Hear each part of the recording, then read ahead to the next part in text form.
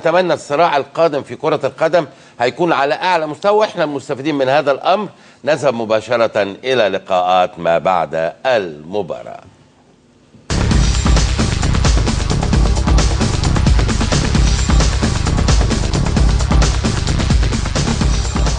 كابتن اسلام كمال نجم طلائع الجيش، النهارده نقول تعادل مرضي بالنسبه لكم ولا تعادل بطعم الهزيمه؟ لا، تعادل بطعم الهزيمه والله. بسم الله الرحمن الرحيم. احنا جايين ناخد الثلاثه بونت النهارده، بس لا بدينا عن الثلاثه بونت. بس يعني هنتكلم في الحكام. حضرتك شوف الكوره، ضربه الجزاء ما فيهاش اي حاجه، اقسم بالله انا جنبها ما فيها اي حاجه. والكابتن كذا مره حتى ماتش الحرس برده حسب علينا ضربه جزاء، برده مش ضربه جزاء. مش عارف في ايه، يعني انا مش عارف في ايه. كل لما يجي يحسب علينا ضربه جزاء مش ضربه جزاء خالص، مش عارف ليه. كل مره هو نفس الكابتن الحكم، كل مره ضربه جزاء مش ضربه جزاء يا كابتن خالص. اتفرج عليها حضرتك تاني واتفرج على ضربه الجزاء اللي اتحسبت عليها. كل ماتش كده ظلم، كل ماتش نطلع لا اما لنا ضربه جزاء ما بتتحسبش، لا اما ضربه جزاء علينا مش ضربه جزاء. هارد لك. طبعا النادي المصري في خطر، 16 بونت النهارده 17 بونت. شايف النادي المصري ازاي المرحله الجايه، والنهارده تقييمك ايه للمباراه؟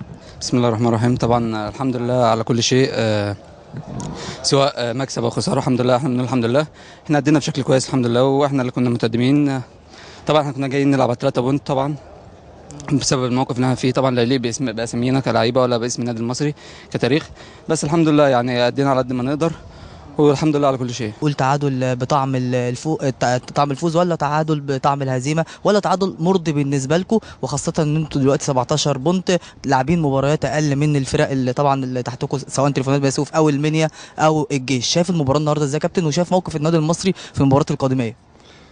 وطبعا الحمد لله على البونت قبل اي حاجه، يعني الحمد لله طبعا في السراء والضراء زي ما بيقولوا طبعا. فالحمد لله يمكن النهارده تعبنا، عملنا اللي علينا يمكن بنسبه كبيره جدا. يعني الحمد لله كنا متسيدين الماتش في اغلب فترات المباراه، ضيعنا واحنا اخطر على الجون، ضيعنا فرص كتير جدا، وخصوصا الشوط الثاني. يعني كان ناقصنا توفيق ربنا، يحالفنا توفيق ربنا والحظ النهارده نكسب 2-3 الشوط الثاني كمان يعني.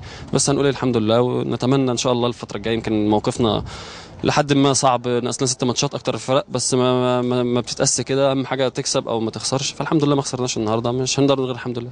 انت تقول ايه الجماهير النادي المصري بقى وجمهور بورسعيد؟ اخيرا كلمه منك كده لجمهور النادي المصري وطمنهم على النادي المصري في المرحله القادمه. لا، وانا يمكن اقدر يمكن بصفتي كابتن فريق بتكلم عن الفرقه كلها، اقدر اقول لهم ان احنا يعني باذن الله نقدر يعني نبذل كل ما بوسعنا لاسعاد الجمهور والبلد اللي هي ما بتفرحش غير بالنادي المصري. اي حاجه ما بتفرحش غير النادي المصري. يعني يا رب يا رب نقدر نحقق لهم المكسب اللي يطمنهم ويريحهم ويطمنهم على الفرقه ويطمنهم على مكاننا في الدوري. واخر حاجه اقول لهم استحملونا، احنا في الاول والاخر عارفين ان انتوا احسن جمهور في العالم بصراحه، مش عشان البورسعيد والله ما فيش حد بيستحمل حد زي ما الجمهور بيستحملنا. كل قدر هم يستحملونا، ويا رب باذن الله كده نريحكم ونساعدكم باذن الله. انت شايف موقفنا طبعا، احنا بنصارع، لكن النهارده احنا زعلانين بس ان احنا ضيعنا جون كتير قوي. ان احنا كنا ممكن نكسب 3 بونت، كانوا 17 بونت يخلي 4 5 فرق تحتيك. هو ده اللي مزعلنا. احنا عندنا ماتش زي ما انت قلت، الماتش الجاي باي. فيعني بس الميزه ان الحمد لله ان النتائج المباريات كلها قريبه من بعضها. يعني في حوالي 5 6 فرق في الاخر كله قريب من بعضها، لكن ان شاء الله الفتره اللي جايه باذن الله الكابتن يظبط الدنيا ان شاء الله على اساس ان احنا نعرف نجيب جون وربنا يكرم ان شاء الله. يعني بس هي زي ما انت قلت الاسبوع الجاي باي، مستنيين نتائج الفرق الثانيه. ما كناش عايزين نستنى نتائج الفرق الثانيه، بس ان شاء الله ربنا يكرم ان شاء الله. عندنا 4 ماتشات كلها ماتشات كؤوس. يعني بسم الله الرحمن الرحيم. الحمد لله على كل حاجه. طبعا النتيجه طبعا دي بتاعت ربنا، بس هي بالنسبه لنا بص في الفتره دي نادي طلائع الجيش هو تحتك، هو كان طمعان لو يكسب عشان يعديك. في نفس الوقت الفتره دي يعني لو ما كسبتش ما تخسرش، تحاول على قد ما تقدر ما تخليش حد يركبك او حد يعديك.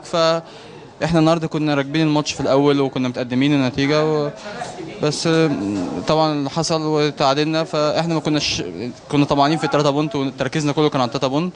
بس الحمد لله قدر الله ما شاء فعل، ما عدنا، هم ما عدوناش ومحدش عدانا الحمد لله.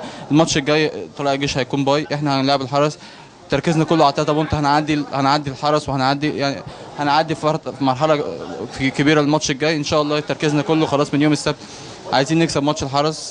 كل بونت بيعدي مننا برضو يعني لازم نكون ندمانين عليه، بس ان شاء الله اتمنى الناس في بورسعيد تقف معانا تساندنا الفتره الجايه. احنا محتاجينهم بجد، يعني احنا محتاجينهم يقفوا معانا.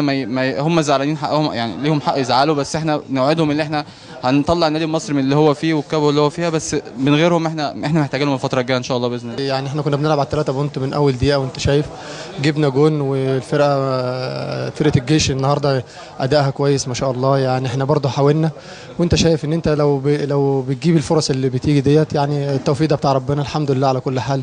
وبنقول الماتش الجاي ان شاء الله نشد حيلنا بقى الفتره الجايه باذن الله. ده وضع الفرقتين طبعا مش في وضعهم الطبيعي ان هم يبقوا في المكان ده.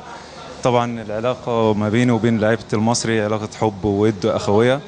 مهما يكن انا بلعب برضو باسم نادي طلائع الجيش، هيبقى برضو انتمائي لفرقتي وكل الروح وكل الانتماء طبعا لفرقتي، مع احترامي الكبير جدا للنادي المصري اللي انا قعدت فيه فتره كويسه جدا. واما الماتش بقى كان فيه شويه عصبيه يعني كده، بس ده عصبيه يعني الخوف من الهزيمه.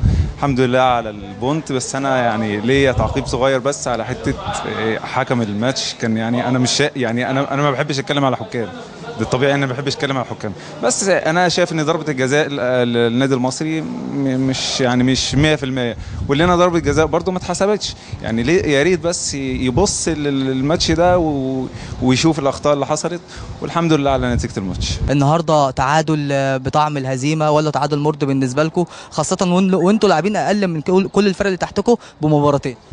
لا طبعا بسم الله الرحمن الرحيم، يعني الحمد لله على البونت النهارده، الحمد لله اللي ما كانش فيه هزيمه. طبعا الفرقه بتلعب على 3 بونت، كلنا بنلعب على 3 بونت، بس ما جاتش 3 بونت ما تخسرش. طبعا فريق الجيش برده يعني في موقف مش كويس، فطبعا الحمد لله دي نتيجه بالنسبه لنا كويسه الى حد ما. طبعا هي مش كويسه قوي لان احنا داخلين في دماغنا 3 بونت، كل الماتشات الجايه ما فيش فيها هزار، يعني بنلعب على 3 بونت على المكسب.